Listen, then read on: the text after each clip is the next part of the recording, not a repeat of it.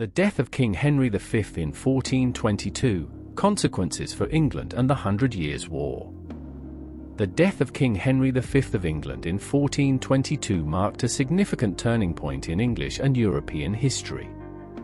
Henry V, who ascended to the throne in 1413, was a charismatic leader and a military genius whose reign was dominated by his campaigns in France during the latter phase of the 100 Years' War.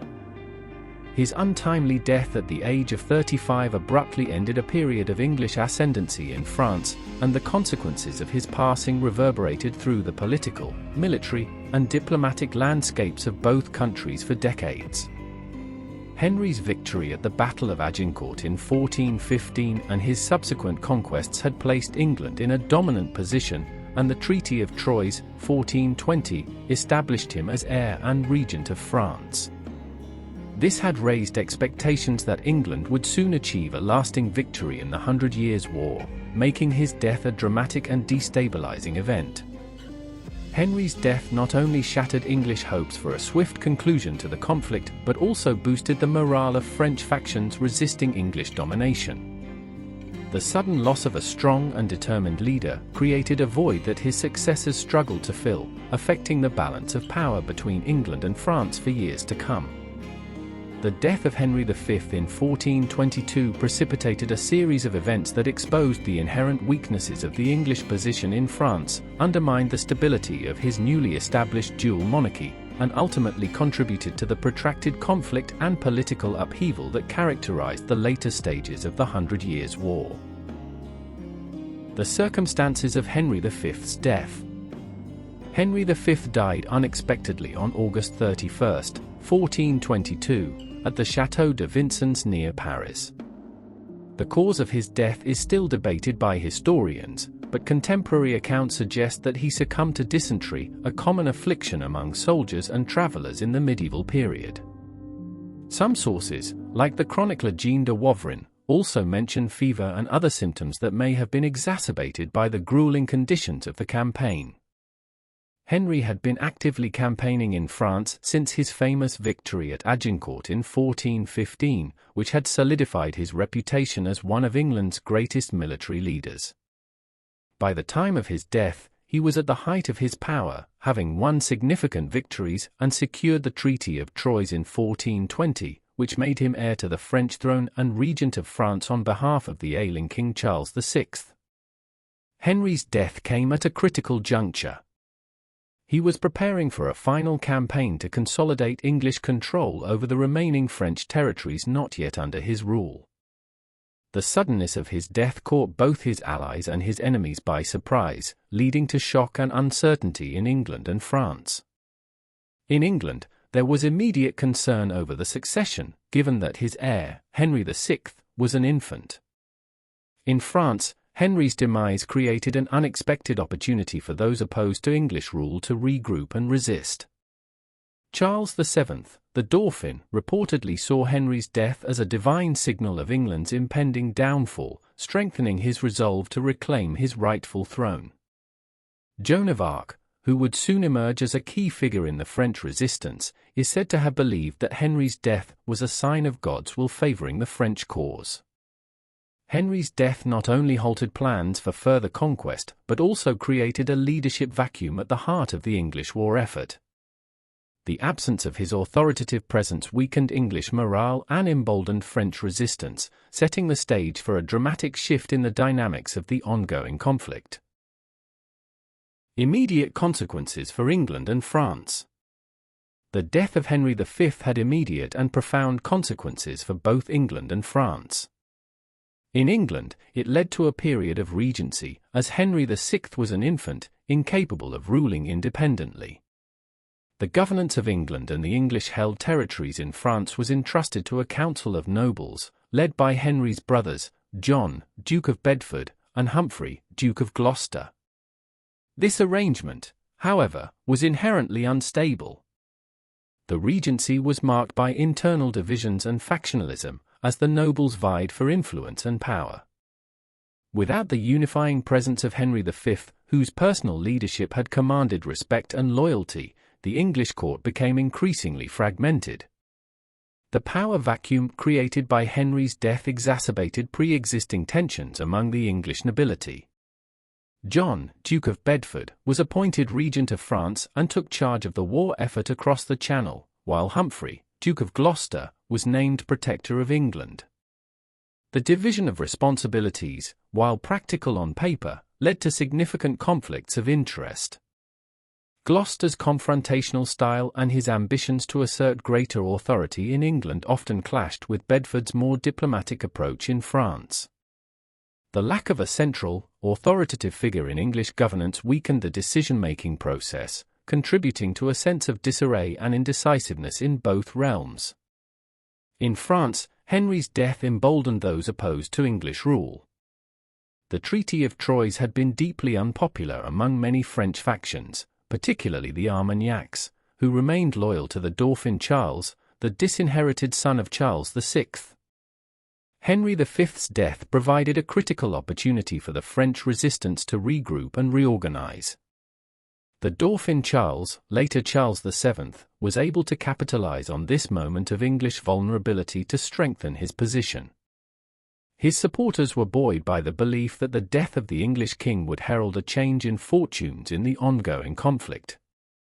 Many local French nobles, who had begrudgingly accepted the terms of the Treaty of Troyes, began to reassess their alliances, leading to a gradual erosion of English support in key regions. The fragile peace established by the Treaty of Troyes quickly began to unravel. Without Henry's strong leadership and military acumen, the English position in France became increasingly precarious. The treaty's terms, which stipulated that Henry V and his heirs would inherit the French throne upon the death of Charles VI, were now cast into doubt. The death of both Henry V and Charles VI in 1422 further complicated matters, leaving the infant Henry VI nominally king of both England and France, but unable to assert his authority in either realm effectively. This led to a protracted period of instability, where the English struggled to maintain their control over French territories, while Charles VII consolidated his power and legitimacy among the French nobility. Challenges of the dual monarchy. The dual monarchy created by the Treaty of Troyes was inherently problematic. It was based on the assumption that Henry V's military successes and his diplomatic skills would ensure its stability. However, with Henry's death, the fragile arrangement was immediately threatened. The English regency, under the leadership of the Duke of Bedford, faced the enormous challenge of maintaining control over the French territories while simultaneously managing affairs in England. The dual monarchy demanded a strong, centralized authority that could command loyalty in both realms, but the absence of a mature and decisive king made this exceedingly difficult. In France, the political situation was further complicated by the deep divisions within French society.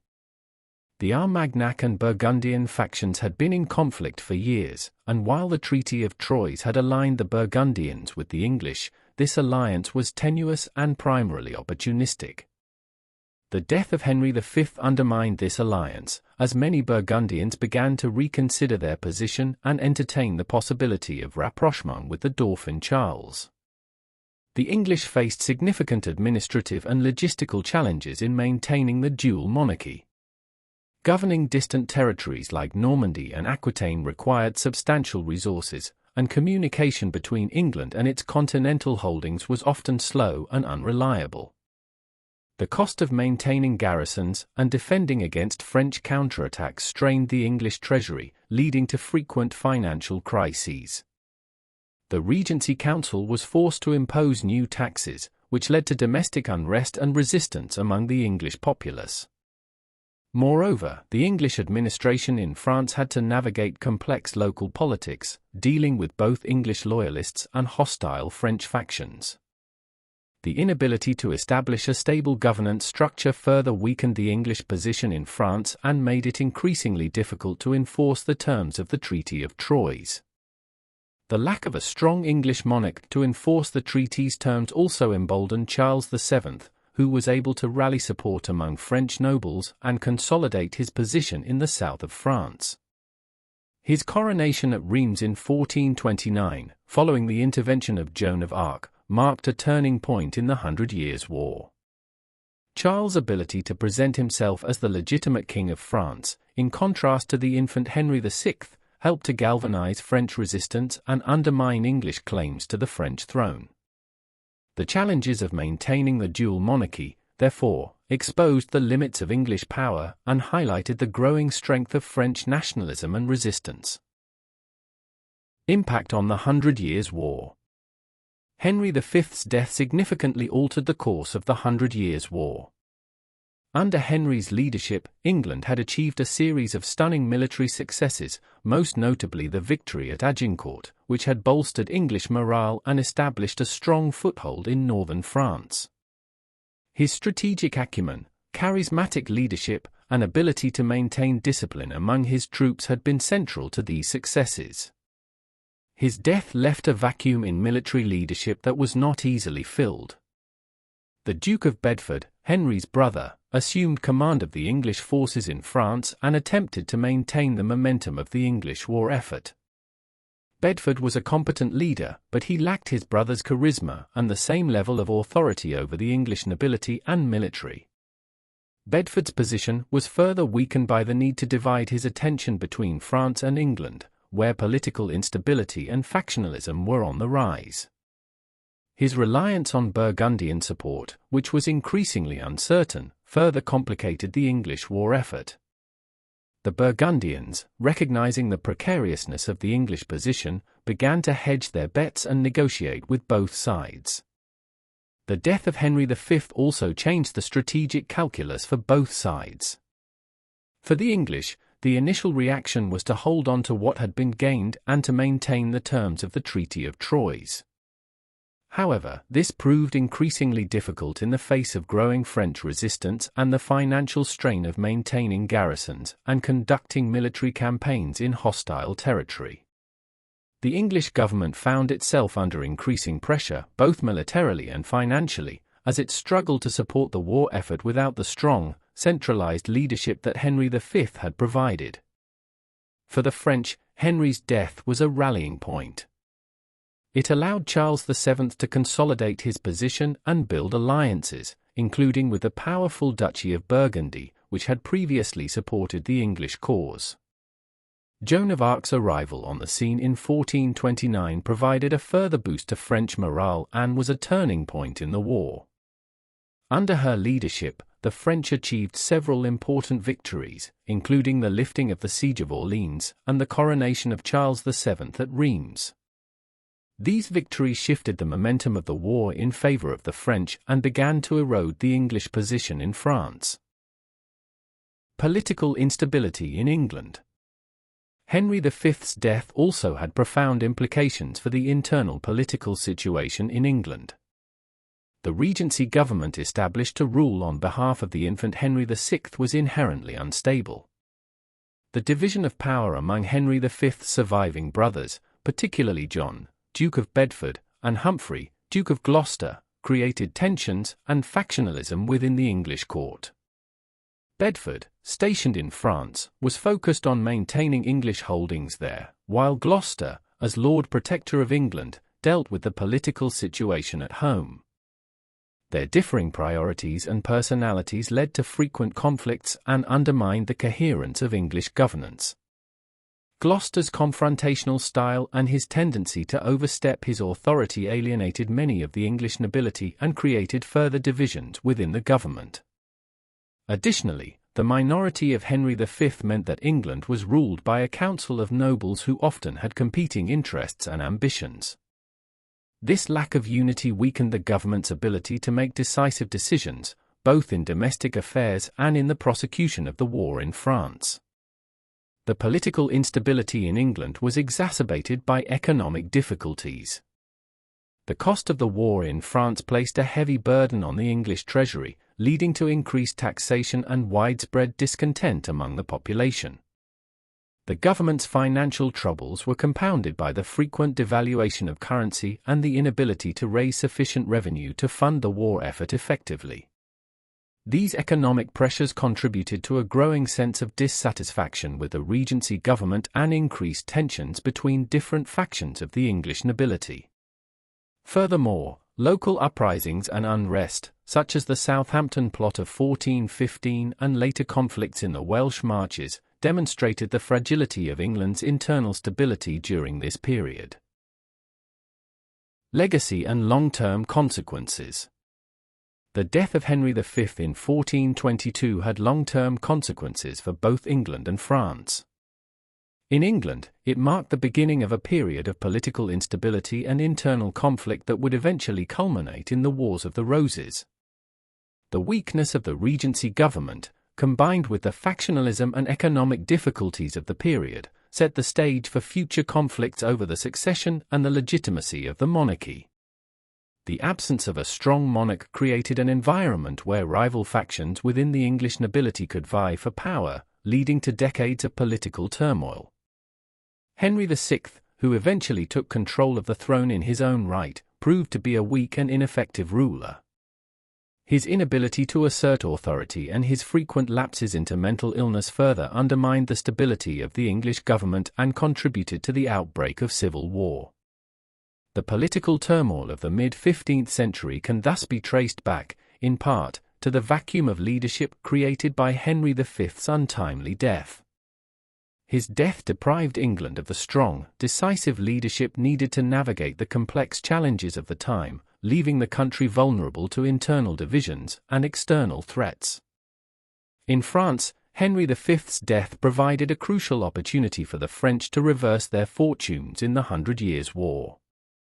The death of a strong and capable English king allowed Charles VII to consolidate his position and build the alliances necessary to reclaim French territory from English control. The successes of the French, particularly following the intervention of Joan of Arc, marked a turning point in the war and shifted the momentum decisively in their favor. By the time of the Treaty of Arras in 1435, which ended the alliance between England and Burgundy, the English position in France had weakened significantly. Over the next 2 decades, the French would gradually reclaim most of the territory lost to the English, culminating in the loss of Bordeaux in 1453 and the effective end of the 100 Years' War. Henry V's death, therefore, played a crucial role in facilitating the eventual French victory and the reassertion of French sovereignty over its territories. The death of Henry V also influenced the development of English nationalism and the ideological foundations of future conflicts. As the English monarchy grappled with internal and external challenges, a new sense of English identity began to emerge, shaped by the experiences of war, loss, and resistance. This evolving nationalism would later play a significant role in the Wars of the Roses and other conflicts, as English society sought to redefine itself in the wake of its changing fortunes. Conclusion. The death of King Henry V in 1422 was a watershed moment in English and French history. It abruptly ended a period of English ascendancy in France and created a leadership vacuum that had profound implications for both the continuation of the 100 Years' War and the internal politics of England. Henry's death exposed the inherent weaknesses of the English dual monarchy, undermined the stability of English governance, and provided a critical opportunity for the French to regroup and reclaim their lost territories. In the long term, Henry V's death set the stage for future political instability in England, contributing to the conditions that led to the Wars of the Roses. For France, it was a turning point that allowed for the eventual reunification of the kingdom under a single sovereign and the emergence of a stronger, more centralized state. The death of Henry V, therefore, was not just a personal tragedy or a military setback. It was a pivotal event that reshaped the political and military landscape of late medieval Europe, influencing the course of history for decades to come. Thanks for listening. Like and comment. And please subscribe, as that will help us get more videos out to those interested in the Middle Ages. See you next time on Medieval Chronicles 1066. Stay curious.